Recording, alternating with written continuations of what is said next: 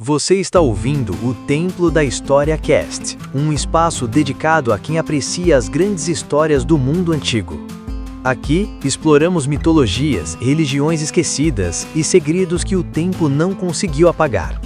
Se me decidiu acompanhar, prepare-se para uma coleção fascinante de narrativas gregas e romanas. Esses mitos ainda vivem, trazendo ensinamentos profundos e muitas vezes funcionando como um espelho que revela quem realmente somos. Sinta-se em casa e embarque comigo nessa jornada pelo passado, aqui no Templo da História Cast. E no princípio, não existia nada além do caos, um abismo vasto, aberto e sem forma, muito diferente daquela bagunça que geralmente imaginamos ao ouvir essa palavra. Para os antigos gregos, o caos não era sinônimo de confusão, mas sim um vazio primordial cheio de potencial, um espaço indefinido e ilimitado como um ventre andrógeno preparado para dar origem às forças primeiras que moldariam o cosmos. Mal podia esse vazio pressentir que, em sua aparente imobilidade, surgiriam as histórias e mitos que nos fascinam até hoje. Dessa vasta imensidão sem forma, surgiu a primeira separação dando origem a Érebo, a escuridão profunda, e a Nyx, a noite envolvente e misteriosa. Longe de ser um caos descontrolado, esse momento representou na verdade o ato inaugural da cristalização, a geração pura que trouxe ordem ao vazio, imprimindo sentido e propósito ao espaço indefinido. Foi nesse instante o suspenso, um limbo fora do tempo, que as primeiras forças primordiais começaram a se organizar. Essas entidades, chamadas Protogenui, deram vida a todas as outras divindades e forças da natureza. Gaia, a Terra-mãe, representava a força que gera e sustenta a existência, nutrindo montanhas, rios, florestas e todo ser vivo. De seu ventre fértil, nasceu Urano, o céu estrelado, que, curioso, era seu filho e, em pouco tempo, tornou-se também seu consorte, simbolizando a união sagrada entre o chão firme e o vasto firmamento. Dessa inesperada aliança nasceram os Titãs, 12 gigantes poderosos, 6 masculinos e 6 femininos, que encarnavam forças naturais e intelectuais essenciais para o equilíbrio do mundo. Entre essas forças impressionantes estavam Oceano, senhor das águas que circundam a Terra, Céus, símbolo da inteligência profunda, Crio, ligado às estrelas e seus ciclos, Hiperion, o titã da luz, Jápeto, representante da mortalidade humana, e Crono, o implacável deus do tempo. As titânides não ficavam atrás, tá? Tétis, símbolo da fertilidade das águas, Reia, mãe dos deuses olímpicos, Temis, guardiã da justiça divina, Mnemosine, personificação da memória, Febe, da profecia, e Teia, da visão. Além dos titãs, Gaia e Urano também foram responsáveis pelos Ciclopes, mestres da forja com um único olho, e pelos Hecatranquiros, monstros com 100 braços e 50 cabeças, símbolos vivos da força primordial e do poder caótico. Enquanto Gaia e Urano representavam a Terra e o céu em uma união harmoniosa, Érebo e Nyx encarnavam a escuridão e a noite, gerando forças destinadas a moldar o destino, a vida e a morte. Nyx, longe de ser apenas a ausência de luz, era a personificação da noite como espaço fértil de mistérios, onde luz e sombra coexistem em delicado equilíbrio. Dessa união nasceram Éter, a luz celestial que penetra a escuridão, e Hemera, a personificação do dia que sucede à noite, perpetuando o ciclo eterno da existência. Entre os filhos dessa escuridão estavam Hypnos, o sono que traz descanso, Thanatos, a morte inevitável, Moros, o destino final, Geras, a velhice que tudo coroa, e as Keres, os temidos espíritos da morte violenta. Também surgiram Eris, incitadora da discórdia, Nêmesis, a vingança justa, e Caronte, o barqueio das almas. É importante destacar que os titãs não foram exclusividade da união entre Gaia e Urano. Essa fama tem seus méritos, mas o elenco primordial é mais diversificado do que parece. Afinal, não somente os filhos da Terra e do Céu receberam o título de gigantes poderosos, as forças que emergiram da escuridão de Érebo e da misteriosa noite de Nyx também originaram entidades que, embora menos conhecidas, moldaram o destino, a vida e a morte, com igual importância. Ou seja, O palco da criação era muito mais que um espetáculo familiar. Era uma verdadeira assembleia de forças primordiais, cada uma contribuindo com sua própria versão do caos organizado. Essa diversidade mostra que, no grande teatro do cosmos, Gaia e Urano não detinham sozinhos o protagonismo titânico. Baseado na meritocracia divina, vale destacar 6 filhas de Mix e Erebo, que curiosamente quase ninguém reconhece como suas verdadeiras filhas.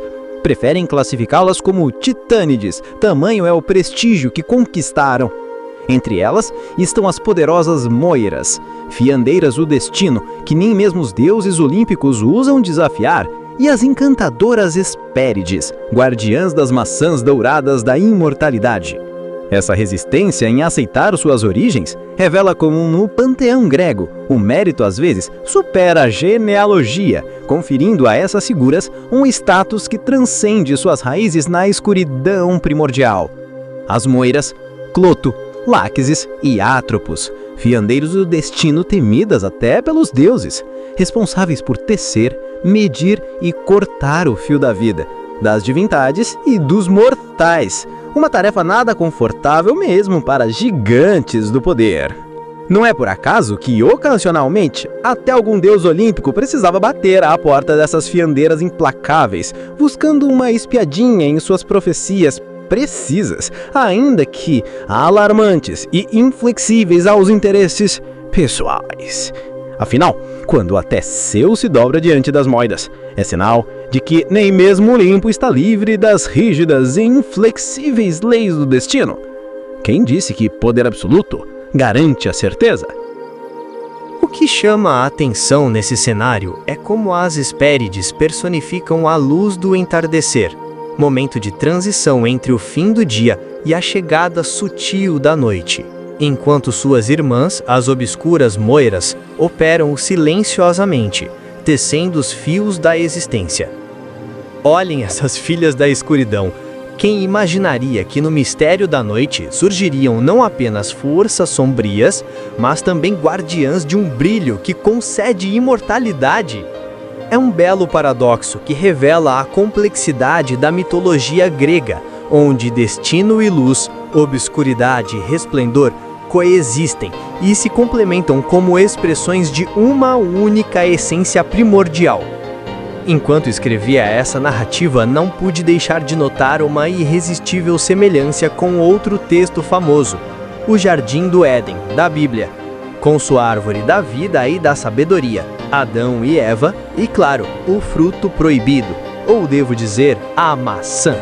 Vamos lá.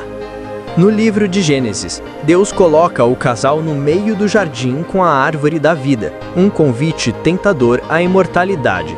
Porém, ali também cresce a árvore do conhecimento do bem e do mal, cujo fruto é terminantemente proibido. Para tornar a história mais dramática, uma serpente astuta convence Eva a desafiar essa ordem. Sinto pena de Eva, pois ela parece apenas um personagem passivo, submetida aos acontecimentos, sem autonomia ou voz própria, à mercê das decisões e interpretações da narrativa.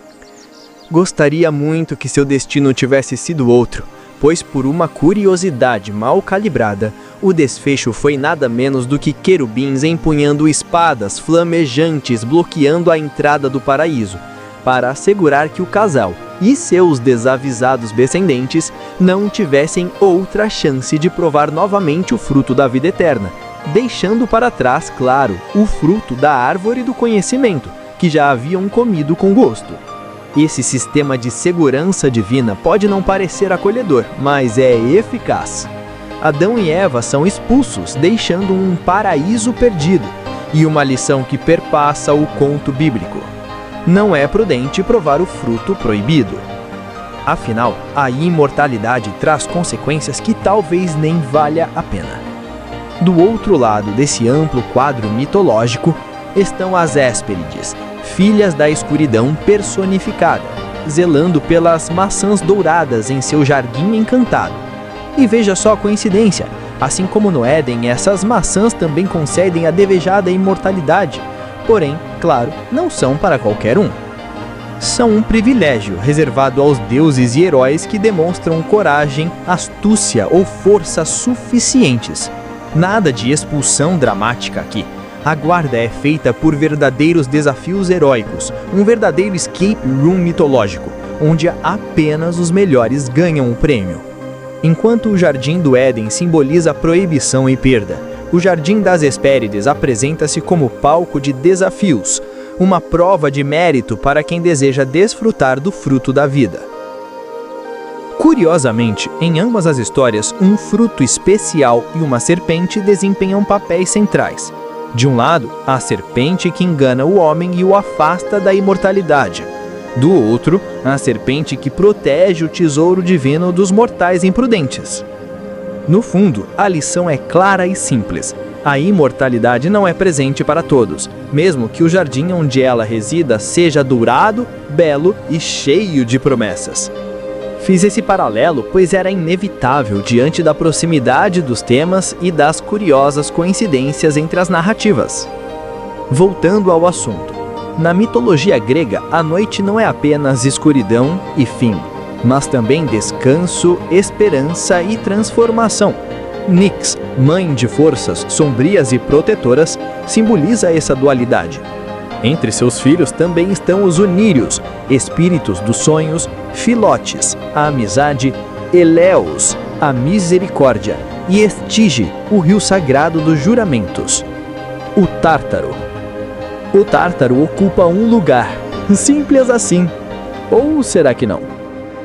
Na mitologia grega, o Tártaro é simultaneamente um abismo, uma região geográfica do submundo, mas também uma entidade consciente e personificada. Segundo Hesíodo, o Tártaro é um dos 4 deuses primordiais que emergiram do caos, coexistindo desde o início com Gaia, Érebo e Nyx. Ele representa o polo oposto ao céu, abrindo-se nas profundezas da terra, tão distante da superfície quanto o céu está da terra. Como lugar, é uma prisão tenebrosa e impenetrável, onde monstros enormes, forças rebeldes e criminosos divinos são mantidos confinados. Um espaço desolado, cercado por múltiplas camadas de escuridão, muros de bronze e guardas terríveis, como a serpente Ladon e Tisífona, a fúria incansável. Como entidade, o Tártaro é tanto progenitor simbólico quanto figura ativa na mitologia. É atribuído a ele o nascimento do monstro Tifão, em união com Gaia, que encarna o caos e ameaça as forças divinas. O Tártaro, portanto, não é apenas um poço sombrio, mas um ponto primordial de poder e conflito, equilibrando o cosmos ao guardar os adversários de punir os transgressores. Essa ambiguidade de ser lugar e divindade revela uma dimensão fascinante do mito. O Tártaro é ao mesmo tempo inevitável submundo da punição e uma força primordial, essencial para a estrutura do universo grego, uma zona onde ordem e medo se entrelaçam nas profundezas insondáveis da criação. O Eros primordial. No vasto e caótico cenário primordial, o caos pode ser visto como um gigantesco ovo cósmico. Um envoltório andrógeno pleno de potenciais e segredos, contendo os elementos fundamentais da criação. Dessa concha primordial e misteriosa, surgiu Fânias, ou Pfânias, o deus alado da luz e da vida, uma evolução direta da força criadora chamada Eros primordial. Fânias, nascido desse ovo cósmico, simboliza a luz brilhante que rompe a escuridão do caos, ativando o equilíbrio e desencadeando a faísca que deu início ao cosmos. Podemos imaginar esse processo como uma espécie de partenogênese divina, uma reprodução quase autossuficiente dessa energia vital que se renova e gera vida sem intervenção externa. Eros, portanto, não é o travesso filho de Afrodite da mitologia olímpica, mas um protogênio, uma força primordial e autônoma que promove a união dos elementos dispersos do universo, criando e sustentando a vida. Do poder de Fânias, o ciclo criativo alcança Nyx, depois Urano, até culminar com Zeus e os deuses olímpicos.